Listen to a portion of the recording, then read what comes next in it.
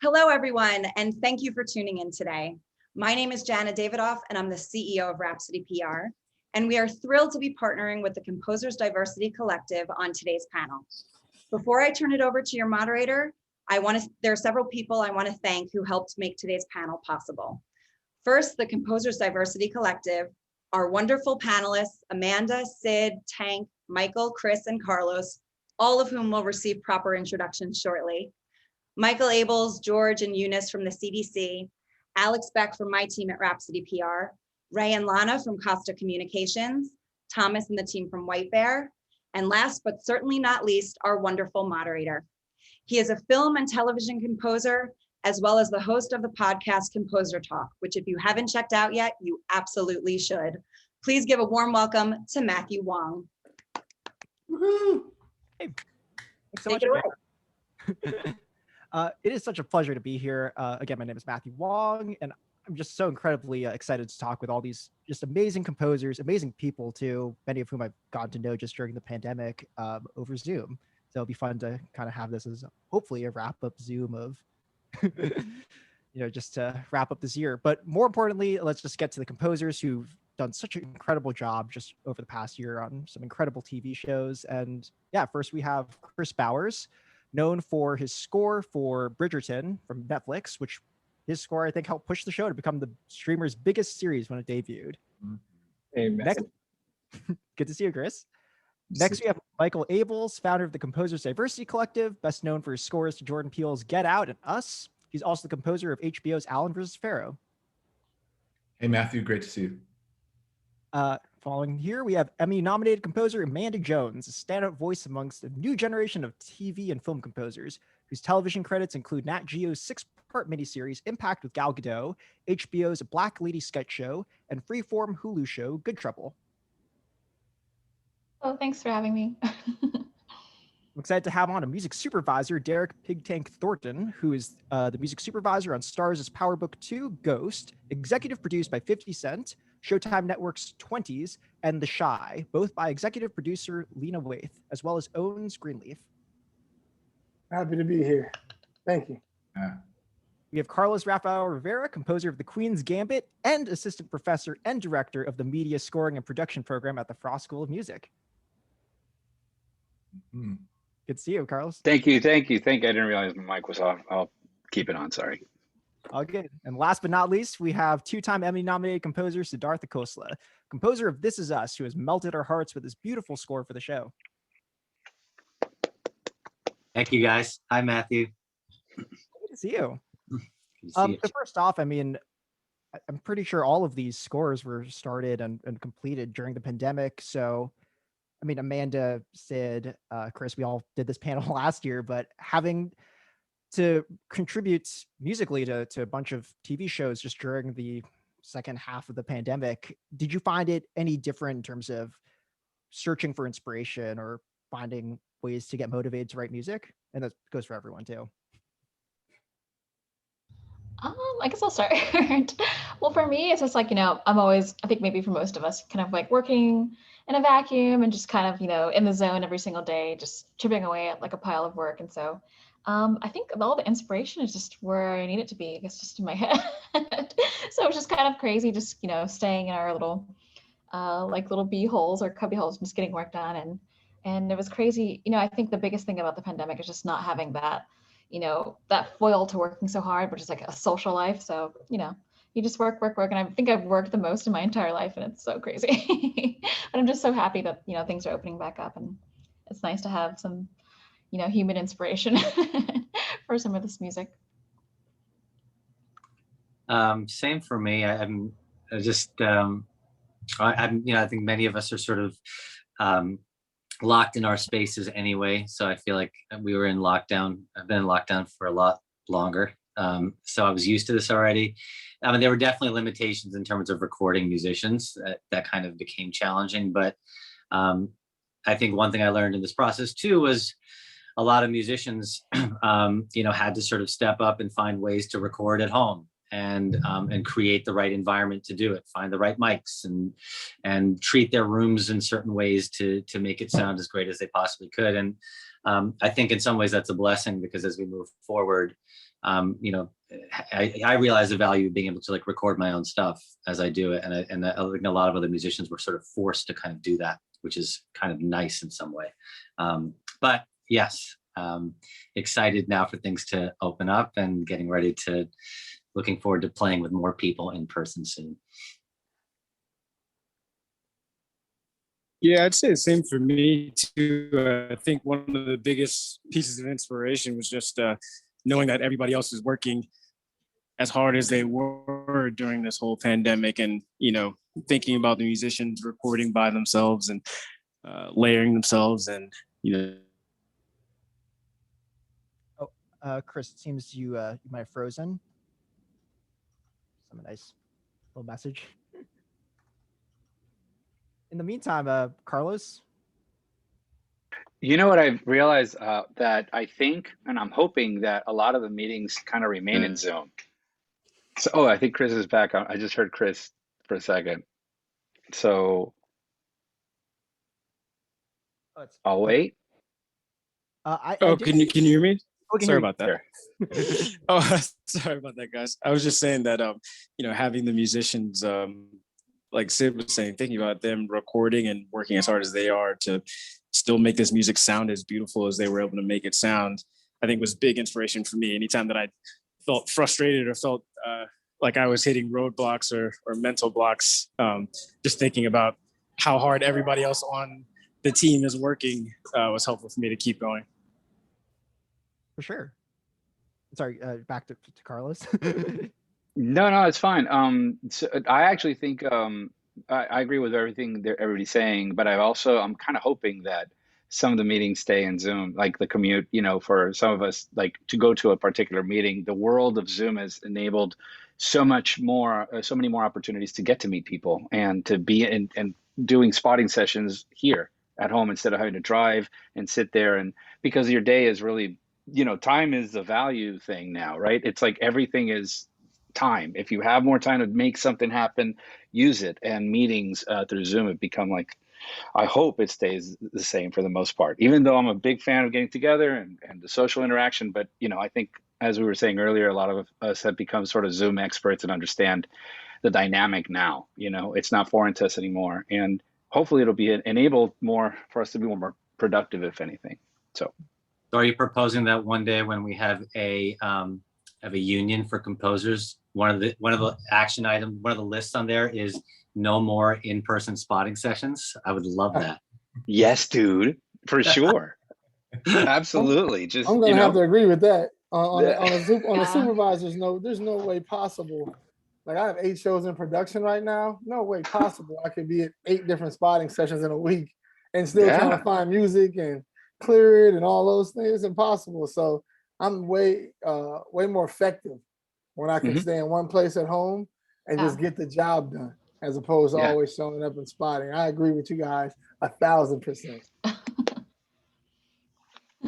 On that, do you feel like, I mean, I don't know how many of you do reviews for TV. I'm sure for film maybe, but even then with TV reviews, getting to play your music for a client and seeing their physical reactions to your music in person, do you feel like that is something that you missed, or do you think that there's a similar? Well, I see Carlos laughing. No, it feels the same. It feels just as bad when they reject the crap out of it, you know, and feels just as bad through Zoom. You know, that awkward silence and they're kind of looking up and like, and you're just waiting for it just to not feel good for 5 minutes. And then you it's honestly, it felt no different. So, and that's usually the part you got to get better at, right? You're always working on just, okay, taking the note, making it, you know, because you're serving their vision. So I don't feel there's a big difference. I haven't felt that, but I mean, bro, you know, I have very few credits. So, you know, you should talk to people who have done a lot more work than I have. So. Michael, what are your thoughts? Well, first of all, everybody's comments have been spot on. I mean, I've identified with every single thing people have said. You know, I've found that when a client's wrestling with what it is that they it's not that they don't like the cue, but they can't express exactly what, to be in the room when they have that moment, there's some value in that. And just recently, not on Alan versus Pharaoh, we were entirely virtual. And I would not have met the filmmakers at all if I had not met them previously, about a year before. And so our entire process for 4 episodes was done entirely on Zoom. And we had a really productive relationship. I can't wait to meet the editors who were very much part of the process, and like actually shake their hands and thank them for how much they contributed to the music process. But in a new project where I'm allowed to meet the director now for the first time, having written nearly the whole score, it's really great to be in that moment with him where he's not quite able to articulate what he doesn't like about it, but at the same time, it's crucial to me to know what that is. And so we've been able to be in conversation in that moment. And that's something that hadn't happened on Zoom. So while I'm a real fan of all the things we're allowed to do virtually, meeting the person prior to the mix was still a really amazing, wonderful moment that I got to experience. So. Yeah, for sure. Are there any other parts of, even just being in the same room with musicians when they're recording versus sending them a MIDI file, sheet music, and then just hoping that they do as you ask? Like, do you feel that you have to give more instructions to your musicians during the past year? I think, if I can interject here, I think for me, the main difference was just trying to, get the sonics of the recording to be right.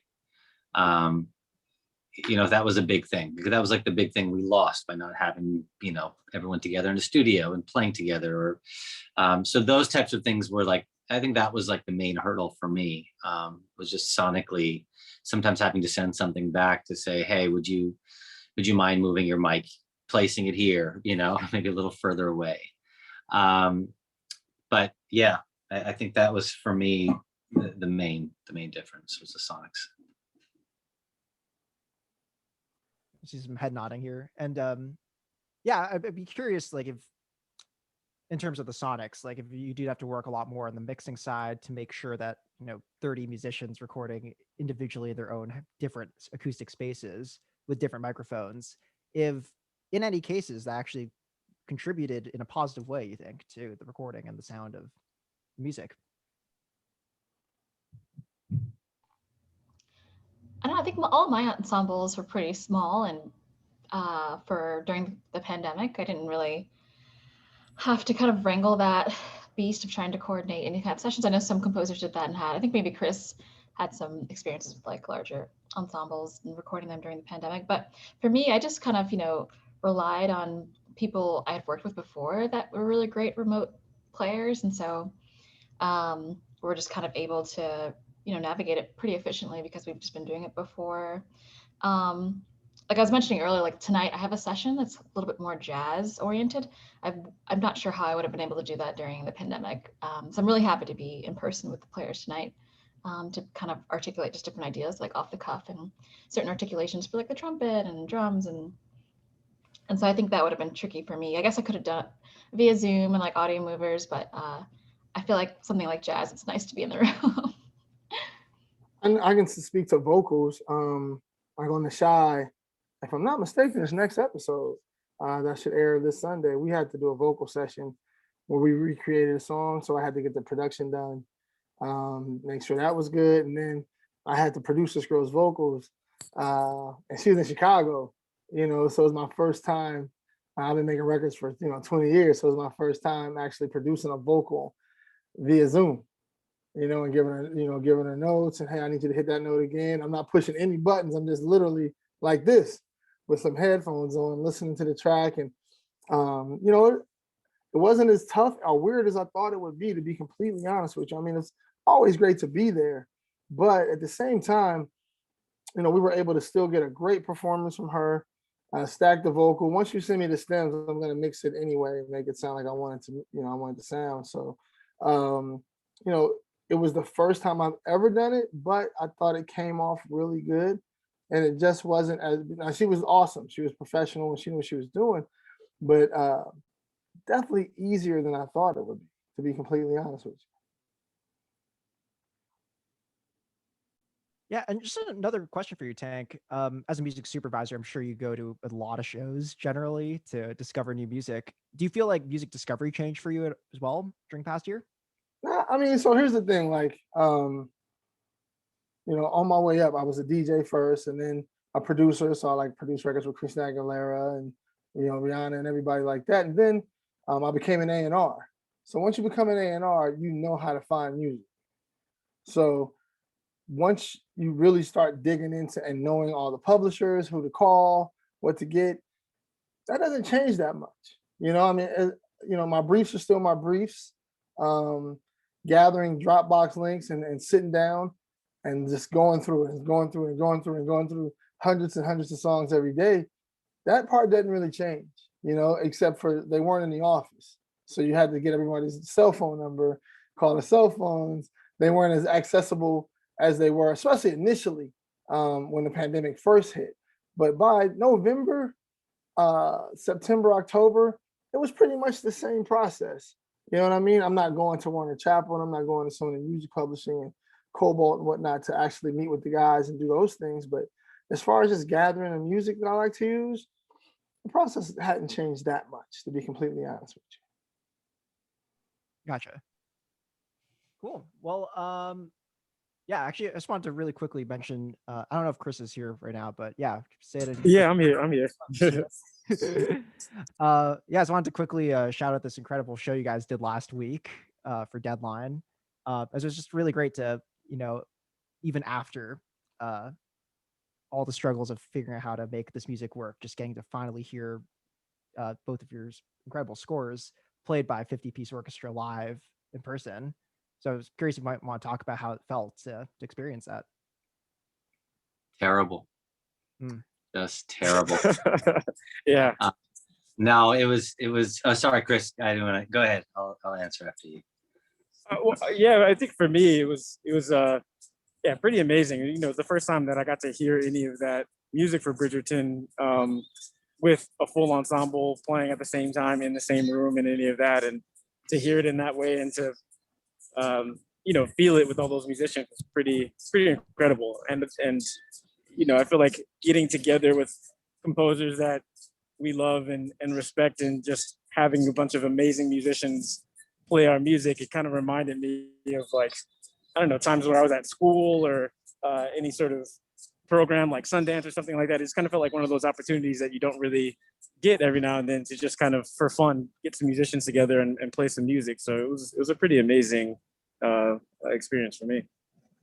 Yeah, it was just a reminder of, I mean, to Michael's point from before, and I said it kind of jokingly a little bit before about how it would be nice to not have to ever go to a spotting session again. However, there are things that happen in collaboration with human beings in person that can never be recreated on Zoom or in any other place, for me personally. I know that if I needed to write a song with somebody or do, or you know, sometimes I'm writing songs, right? So if I have to collaborate with someone or work with somebody, I want to be in person with that individual. And that recording that we had the other day, or the performance that we did the other day, was just a reminder too of just like the energy that happens when people are together making something, you know. And that was like a memorable, unforgettable experience, like watching Kris play and Jeff Russo play, and I got to play the This Is Us score, and Ruth also. But like, you know, I also never get to hear the This Is Us score with 55 people on it. This Is Us score has 2 people on it. It's me and a cellist. And so it's really, really nice to also imagine what the score can be too. So, you know, I might push for more musicians next season or something. It did push me to sort of think of it in a different way too. But yeah, it was really exciting. For sure. And yeah, I just want to shift focus here for a sec now to the Composer Diversity Collective, who are kind of to help host this panel today. And I just wanted to ask Michael actually some stuff about how you've seen this organization, your baby, grow over the past, I think it's been 4 years now. Is that right? think we're entering our fourth. We just had our third anniversary. So. Gotcha. Yeah. Well, it just seemed like we would see each other around and go, hey, we should hang out. And so when we finally picked a time and place and said, let's hang out, we found that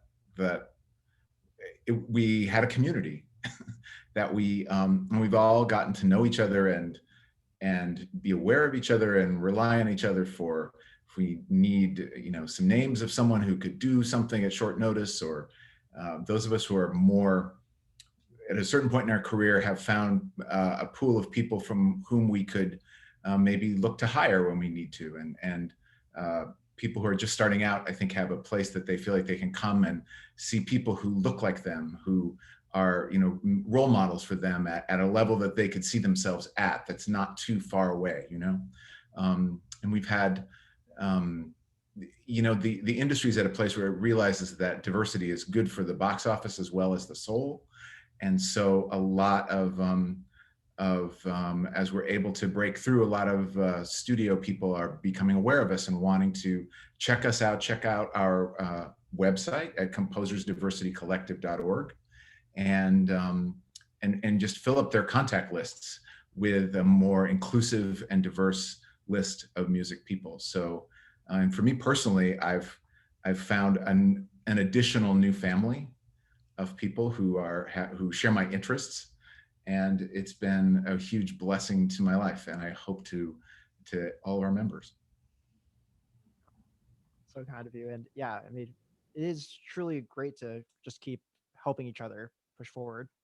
I don't think I would have met Amanda Jones without the Composer Diversity Collective. And yeah, I know. I'm so happy Michael created it, because for me, I just felt like I was so alone in this, waving this banner when I was working at Lionsgate. I was just like, oh, I really want to get more diverse voices here. And I was just like, how could I channel this energy into this, sorry if it was ambient noise. I was like, how can I channel this energy and this, into informing the studios just about all these amazing musicians and composers that I know. And I'm just so happy to have that vehicle through Composers Diversity Collective to, just make it happen. It's just so exciting. So I'm so grateful to Michael and just everyone I've met, and everyone's so awesome. And it's just a really beautiful community of people. Yeah. And just, I guess, for everyone here, do you feel like more opportunities have come up for the more historically underrepresented composers and musicians? Do you think it's easier to have those conversations with studios, directors, creatives? Well, I think with the advent of this streaming sort of explosion, I think we're in a golden age of making television, and that's been pretty clear for the last few years, right? And I think part of it, it is because everybody's trying to up their game, and everyone's trying to make the best version of whatever they're trying to make. And oftentimes, to make the best version of what you're trying to make, if you're telling a story about African American culture, you're telling a story about Asian culture, Indian culture, whatever it is, I'm a firm believer that you need the people that have actually had those experiences to be the ones to tell you, to be able to write and communicate that to an audience. I mean, that's how you get the most authentic version of these stories. You don't get, if you look back on, television and film over the last 20 years, I can speak for myself. As a kid, the number of times I saw how Indians were represented in television, we were either 7-Eleven owners or we were terrorists, and to now see us in different light. There have been stories from Master of None to lots of other great sort of programs out there where you begin to see yourself, like I see myself in some of these characters, and I'm like, yeah, that's sort of how we are. That's how we live. We're just like everybody else. And I think to have us represented behind the scenes is part of how you tell that story. And so I'm all for it. We're all for it. That's why we're also all here together talking about it. And I think now you're seeing some of these shows and some of these films, the quality of the work is there because the right people are telling the stories. For sure. Yeah, and I also think it's interesting on this panel. I mean, except, even with the exception of maybe Amanda and Carlos, who I think both spent some time at remote control, everyone here is an artist, and I feel like everyone here made opportunities happen for themselves, as opposed to some other composer giving them a show or giving them their first break here. And I think that's something admirable, and I really respect everyone's hustle and determination to just keep staying busy and doing the best music possible. Yeah, Carlos, I mean, I'd be curious to talk to you about what the makeup of a class for you looks like, because you're still teaching while scoring, and I have no idea even how you manage that. Yeah, no, I've actually, the makeup is quite diverse. I mean, we have a lot of Hispanic students that are coming from South America, which is one of the, I live in Miami, so we're based in Miami, Florida, and what we have is a media scoring and production program. So you're actually teaching scoring and you're teaching production. And because of the state of technology, you can't really score much without learning production these days, right? Before it used to be like the dream on a piece of paper and whatever people think it's supposed to be or was supposed to be. But now you have to actually make everything within the computer on the new instrument, the computer, and that's like the virtual thing that everybody has to be good at. It's as important as the violin was when it was invented, and the piano in the industrial age. The computer is the new instrument, and that is as valid as anything else, as any of the old analog instruments. And so we have to teach the students to make things that and produce things from. What the idea is to cross that gap, as Ira Glass says in a really cool video everybody should watch, about the gap, about what you have in your head to making it and putting it out there. And that's our job, to help them learn that. The kind of students that make up the class are, from different countries, China to Colombia to the United States. So it's quite a diverse class that we have. And one of the reasons why I brought up the fact that we're in Miami is because we also focus on the Latin music production side of things, which is a huge market. And we have a lot of students that came and graduated from our own program that are in that industry. So what we want to present opportunities for students is that to come and be surrounded by a diverse kind of group of people, not just, the first thing I tell the composers that show up to school is like, don't hang out with the composers, bro. Just get out. Just don't do that. Make sure you hang out with the jazz people, with the classical people, and go to the school of cinemas. Go, if you want to learn underwater basket weaving, and if it's offered, do it. The point is like, just get out of just the one thing you're there for. But I'm not even sure if that's the question you asked. So sorry. I don't know what you asked me. So sorry, man. But one thing I just want to say, I spent time in remote control, but it was like in 1998 for like a summer. And that was an experience I had, but I didn't, I actually think teaching is like the most awesome thing. It's because it's what I still do. And I got these opportunities by teaching. My student, 18 years ago or something, was Scott Frank, who's the director of the shows that I've been working on. And that's how the opportunity came, through being his guitar teacher, all that time ago. So, but anyways, it's just that, all of us, I think, in this room have a very unique story as to how we got those first opportunities. And I think it's awesome, as well, as diverse as what we're talking about. So. For sure.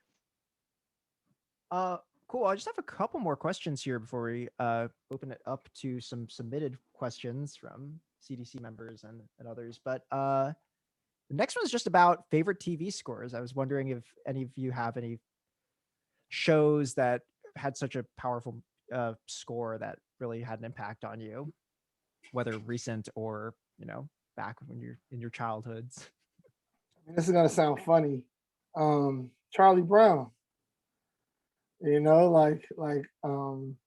Before I did the Boondocks, when I composed the Boondocks, Charlie Brown was like my favorite cartoon. Chuck was funny, Peppermint Patty was funny, but the music was simple, but it was timeless. So, when I did the Boondocks, I was really trying to do like an urban Charlie Brown, because Chuck's music just always had its own lane. It wasn't, it wasn't overly complicated, but it felt right, So for me, definitely Charlie Brown, as far as like just TV, like if I could think of a score like off the top of my head, for sure be Chuck. I love that answer. What it reminds me of actually is how much, when I was a little kid, how much I watched Warner Brothers classic cartoons. And I haven't seen one in ages, and I know I would love it just as much today. Yeah. And I think it's where I learned, as a child, I remember being struck at how much the music was married to the picture. And and as a young musician, never mind, I was, 7 or 8, I was, learning piano, and I was like, how do they do that? Look at how he blinks his eyes and the xylophone plays, like I noticed that then, and I was just amazed by it. And I think it influenced me to the point that I have to actually watch, I hope I've grown out of it now, but I had a little bit of a tendency toward cartoon sync, where I thought that things always needed to happen right on, like they do in cartoons, and in grown-up scoring, that's not what you do. It's much more subtle. So I had to kind of unlearn that, but it just shows how much they affected me. I think that I always thought that was the right way. I think for me, as a young kid, I listened to a lot of old Bollywood music that my grandparents would play at home, and I was raised in India by my grandparents for the first couple of years of my life, and and then I would go back every summer. But so much of my childhood was listening to old Bollywood music that my parents grew up on. It was like these amazing singers and songwriters and composers from the 60s and 70s, like this, and that ended up just informing how I brought my own identity into my music. Ultimately, like anytime I kind of needed to bring in some of my own childhood or family story into whatever I was doing, I think back on some of those old recordings, and what you find is it was almost like the Indian version of like spaghetti Western music. And it's some of the coolest stuff. I feel like after we're done with this panel, I should send you guys the links to some of this stuff, because it's pretty like outrageously cool stuff. It's almost like a Western take on Eastern music or something. Like it was never fully Indian. Like it didn't have like sitars and tablas and the classical stuff you would imagine. It had this sort of like this larger world.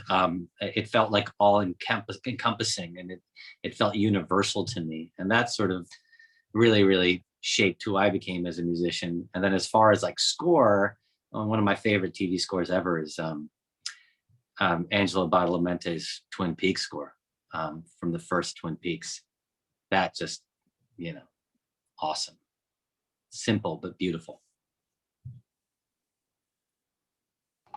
I think for me, I think it's just like for like when I think about when I was younger, just TV shows that I've watched, I think films are probably a little bit more of an impact for me. But when I think of certain TV shows that were just really fun, it was because of the music. And I think of like Fresh Prince or even Stevens, which is the Disney Channel.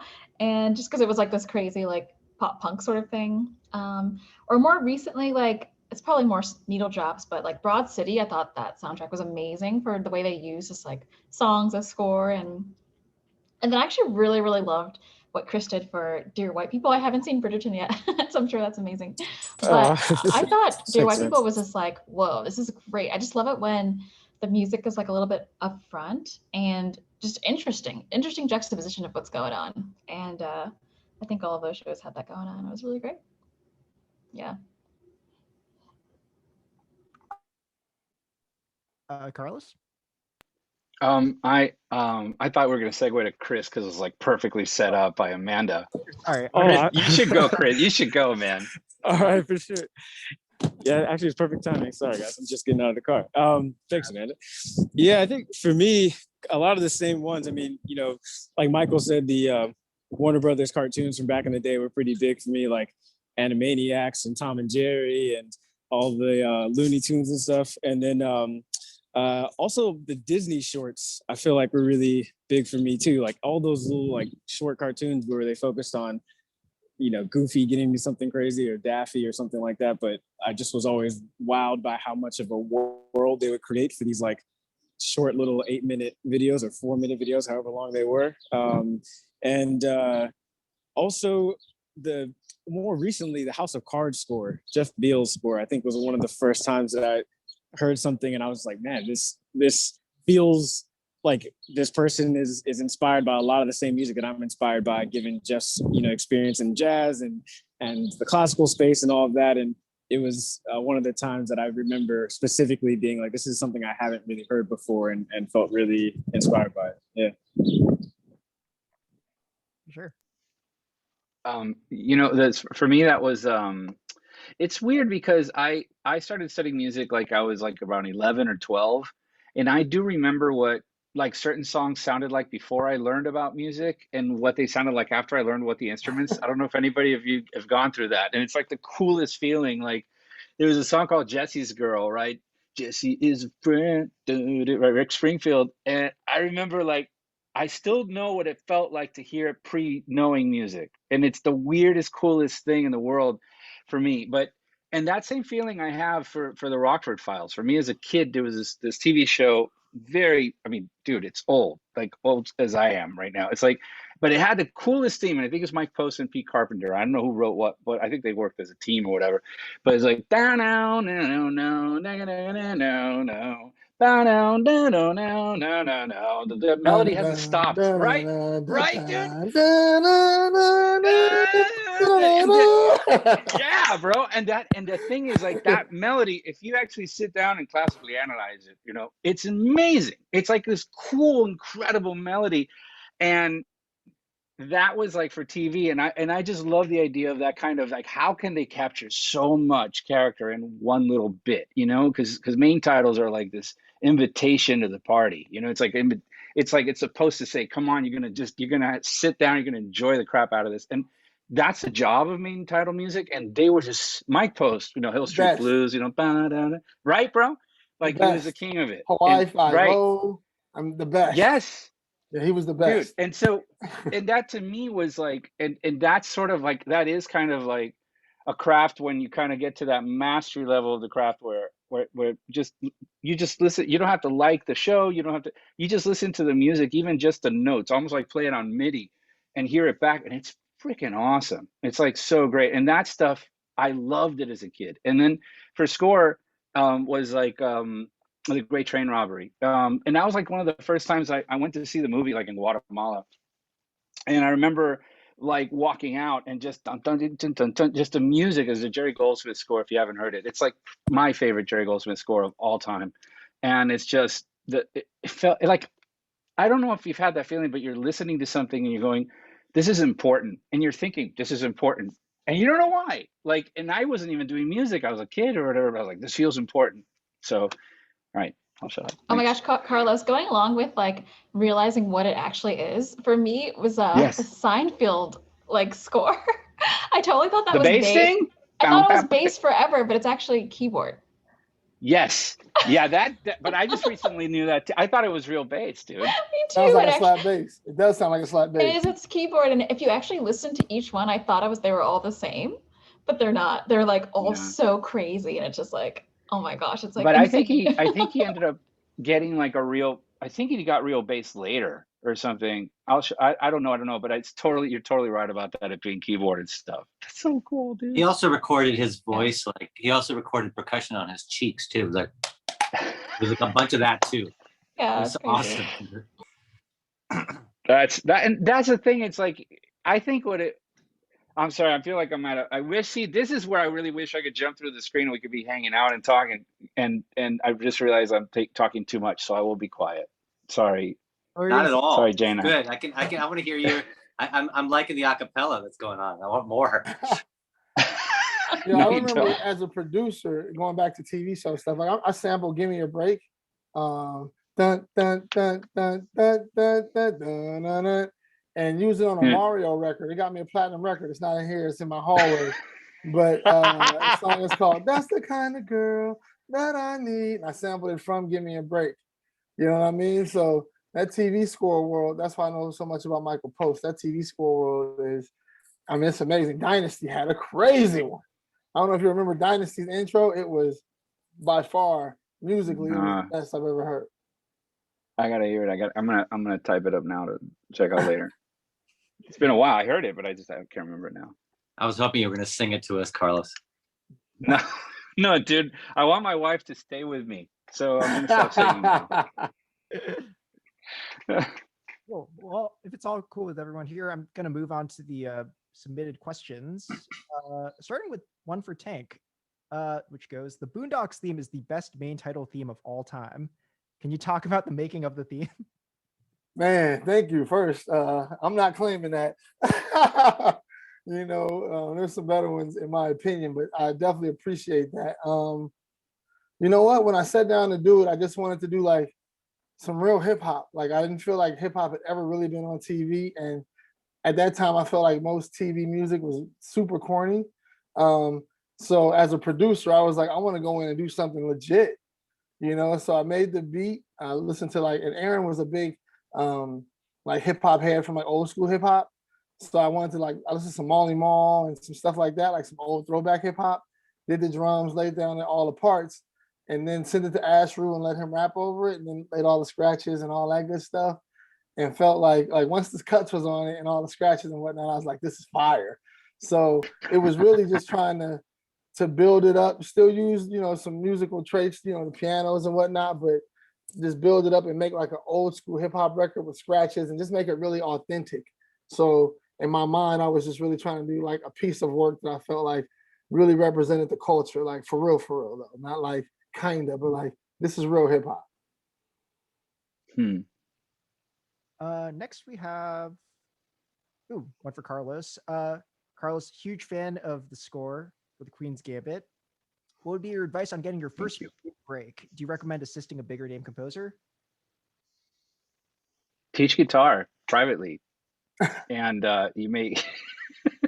That's the actual story. I think everybody's story is going to be different, but I do know. I mean, when I teach the students, I teach them how to be great assistants as well. I teach them all you got to know your technology. You got to know all your DAWs. You have to know how to, tempo map, do all the stuff that composers usually complain about having to do, and just be a service to that aspect. And apart from learning how to write well and understanding story, but I think technology is a big plus where you'll be, make yourself indispensable to someone if you find the opportunity. But I encourage all of it. I encourage any approach, and usually what you end up having is a lot of students that take courses to get a piece of paper. But, the truth is in this industry specifically, in this aspect of the industry specifically, I haven't, really ran into anybody who's done well because they made the dean's list, and if you're choosing academia, you have to understand why you're choosing where you're going to study. And it's for the network opportunity to find your entrepreneurial abilities to develop those skills that go along with the craft that you're going to be learning, for a grade. So it's a hard question to answer. I think, and I was perfectly fine teaching and not having the opportunities I got through Scott Frank, because I was teaching film scoring, and not film scoring, but like history of film scoring and stuff. And because I've always been a fan of this, I love it. Like if I wasn't doing anything else again, I'd be like watching all these panels because I live for this stuff. So anyway. I still see you watching some of these panels on Facebook or Instagram too. I think your wife might leave you if you watch too many panels. Yeah. That's for sure, man. Like, Carlos, sure. You're at it again, man. Just can you come to bed? Yeah. I'd be asking you to sing TV themes rather than watch panels. Right. I think she'd rather the TV theme singing because, anyway, no, she wouldn't rather either. I'm surprised she hasn't left me, guys, to be honest. It's a miracle. 30 years, it's a miracle. So. Okay, this next one's a bit more broad for anyone. Do you think a BIPOC executive or showrunner would be more likely to give a BIPOC composer their first opportunity in Hollywood? I say absolutely. I think, I feel like that's like the numbers reflect that. I feel like, when you have more like diverse like showrunners or directors, or women, you know, I feel like they're bringing up other women, or, you know, I feel like we've seen it, and the data definitely, you know, dictates that for sure. Absolutely. I mean, we've seen it happen.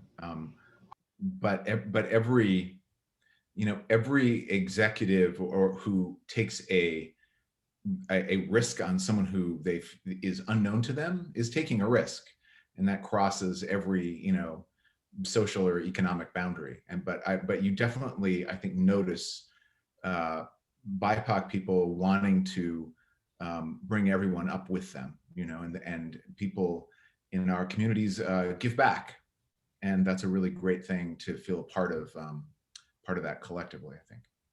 Mhm. Yeah, one other thing too, Michael, is I feel like since being more involved with the Composers Diversity Collective, I've also thought about that with hiring musicians as well. And I feel like strange, it's something I hadn't thought about as much before.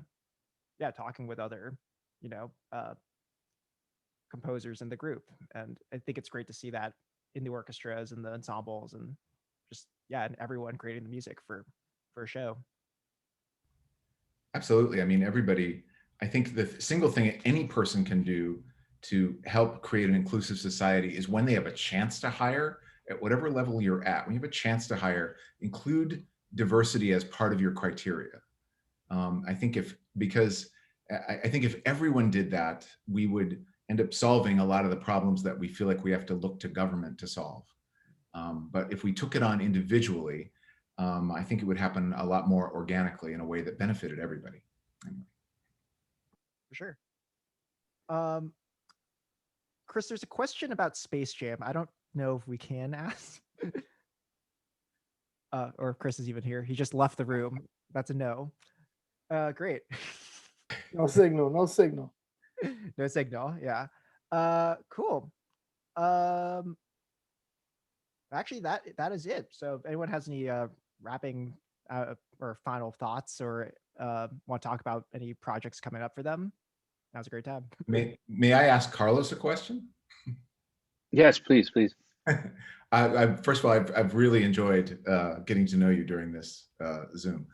And as someone who also had a teaching career, I want to ask you, with the attention that Queen's Gambit has gotten, what has your students' reaction been to that? Oh man, it's weird in the sense that I definitely don't ever talk about it. I'm always like, if they bring something up about anything, I immediately deflect and go to, you know, work. Like I'm not into like even like I have a real big thing, and I've been doing academia for a long time, and I don't know how long you were involved in it, Michael, but I've been doing it since like 98 or 99. I've been, you know, a TA and then teaching classes and running classes at a college level, whether at USC and now at the University of Miami. And I always, as a student, despise the teachers that would tell you, first of all, drop names, like the name dropping teacher, and then the you know, they talk about themselves and they're like, let's analyze this scene I did, and I just can't stand that. So when the students are pretty much well set to understand that we're going to talk about their work and we're going to teach them how to critique their work to each other, you know, I really empower them to learn how to say that sucks with love. You know what I mean? And also offer an alternative. If you're going to critique something, you have to offer a way out. Don't just say that sucks and just shut up, you know? So learning how to critique, learning how to take it. And that's my focus on it. But I you know, I definitely don't engage in that kind of conversation because it's really self-serving, you know, and it serves them nothing at all. So I have a follow-up to Carlos too. So because I find that fascinating that you're able to teach and do this at the same time. And so is it the equivalent of like, you know, having multiple shows and it's just a bandwidth issue and you carve out time to make sure that, you know, because I'm sure, especially after that show, and you've obviously had lots of success, you've won Emmys before, but like, how do you feel conflicted between like how much are you like, oh man, do I need to go on sabbatical and score this movie or this show? Like, how do you? No, because I love teaching. I mean, I'm always going to do it. I mean, the amount of work I'm doing versus the amount of work I was doing 5 years ago, because I was running 2 programs and now it's just one.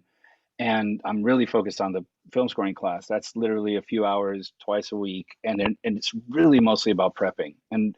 But all of you know about time management. All of you guys are brilliant at it. That's the reason why you're working, is because you've learned how to make things happen, and somehow either stay married or move on to another relationship, whatever it is, like that balance that everybody's talking about. It's just a matter of what you said. Bandwidth is the answer, to keep it short, and just trying to make sure that you're just focused on that. And when you're there, you're 100% there. Kind of like raising kids. It makes it better when you're with your kids, if anybody has them. Like when you're with your kid, you're not thinking about the email you should be writing, or you gotta, if I'm gonna do this with the kid, I'm gonna be 100% there. And then so wherever you are, you're 100% there. Can you teach me how you do that? Because I'd like to do that with my kids. Dude, I don't know. I don't know. There's no answer. I don't know what I'm actually gonna shut up now because I feel like I'm talking way too much. But if I did, Sid, if I go to LA, I'll send you guys emails so we can hang out or something, because I got Pfizered, like in March. So that'd be awesome. I'd love to, because I'm dying to travel there. I've been trying to go back, and it's been a long time. So anyway, we'll do it. Sure. Well, it was such a pleasure doing this incredible panel. I just want to thank the Composers Diversity Collective, Lana and Ray from Costa Communication, Chandler and Thomas and Adriana from White Bear PR, Jenna and Alex, Rhapsody PR, and all our incredible panelists, Amanda Jones, Tank, Khosla, Michael Abels, Carlos Rafael Rivera, and Kris Bowers. Thanks so much for being in. Yeah, thank you all so much. Thanks, guys. Thanks, everybody.